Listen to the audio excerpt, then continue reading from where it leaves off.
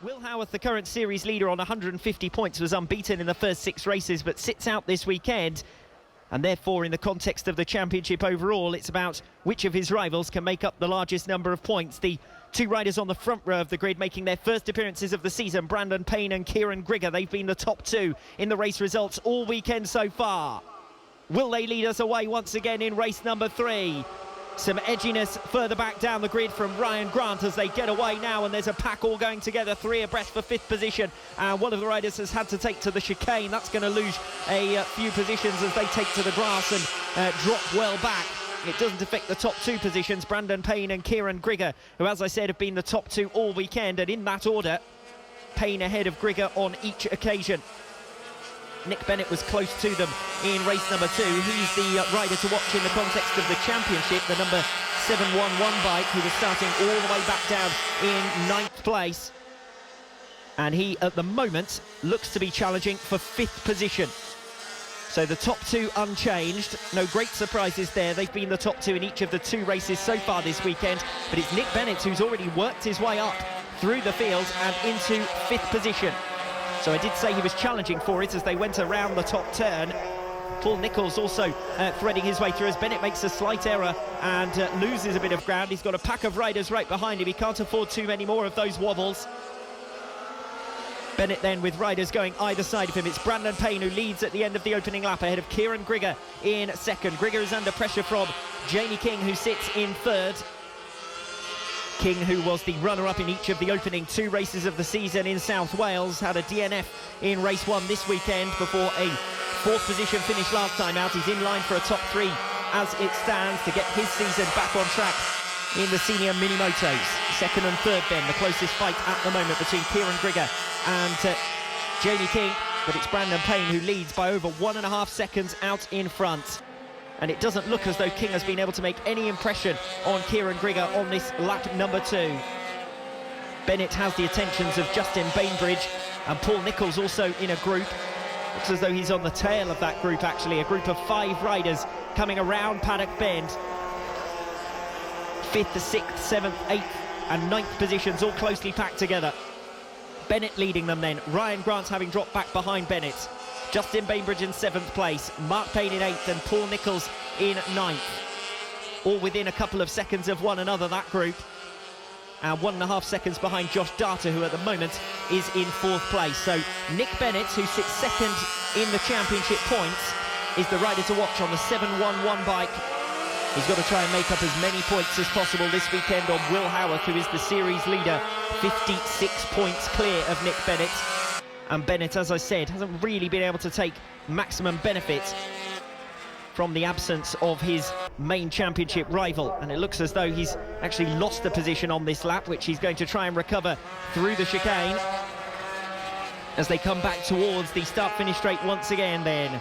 The leader is Brandon Payne, a new fastest lap of the race of 57.3. Almost 3 seconds in arrears now is Kieran Grigger. Jamie King dropping gradually back 0.3 of a second a lap off the pace of Kieran Grigger. There's that group with Ryan Grant snatching that 5th place back ahead of Nick Bennett, who's trying to recover it. So it's Grant, Bennett and Nicholls in that order. Paul Nicholls, who suffered a DNF last time out, has been a consistent point scorer through the opening 2 rounds, came into this weekend in 4th in the championship standings. And he's still in the mix as Bennett tries to come around the outside, coming into Iredale's. And Bennett trying to recover that 5th position. He has recovered that 5th position, and Nicholls has bundled his way through as well. So Ryan Grant dropping 2 positions on this lap so far. Nick Bennett was already within 1/10 of a second of him as they came over the start-finish line last time around. And still they tussle for 6th, 7th, 8th and 9th places. Slightly less so maybe 9th place because Chris Yeomans has dropped back somewhat. But it's Nick Bennett back up to P5. He has no answer for Josh Data. Data, who started this weekend ahead of Nick Bennett, though, suffered some misfortune in his first ride and then a DNF in his second outing. He's only scored 5 points this weekend. He is up in 4th position for the moment and sets a new personal best on that previous lap. So Josh Data in 4th place. Nick Bennett and Paul Nicholls still within a second of one another in 5th and 6th. But now that Bennett has got clear of Ryan Grant, who was the rider with whom he had swapped and changed positions a couple of times on the opening 3 laps, well, you expect Nick Bennett to be able to hold on from there. It doesn't look as though he's going to be able to gain ground on any of the riders up ahead of him. There's a 6-second gap to Josh Data, who sits in 4th, and nor is Data gaining a huge amount of ground on Jamie King, although he was just under half a second faster on lap number 4, and he doesn't look too far behind at the end of lap number 5 either. Brandon Payne over the line, 5 seconds clear of Kieran Grigger. 3rd still with Jamie King, 2 seconds back, and 1.5 seconds in arrears of King is Josh Data, who again takes a 1/10 of a second out. So if he keeps going at that pace, it's going to take a while, but he is clearly faster than Jamie King, and that's the tussle for the final step on the podium. Can Josh Data turn his fortunes around this weekend? Ryan Grant dropping back and out of that squabble for 5th position, with Nick Bennett consolidating the place ahead of Paul Nicholls.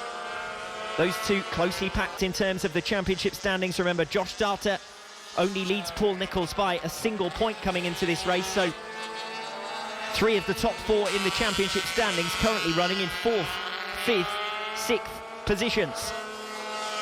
Line astern, but separated by pretty sizable margins as Josh Data again tries to gain in some ground on Jamie King.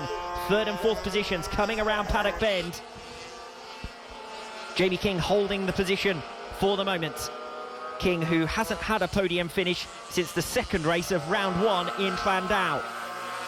But he's looking set for one here, albeit he was 0.8 of a second slower than Josh Data on that last lap. And Data on the number 26 bike is continuing to gain ground. 4 laps in succession now, Josh Data has been faster than Jamie King.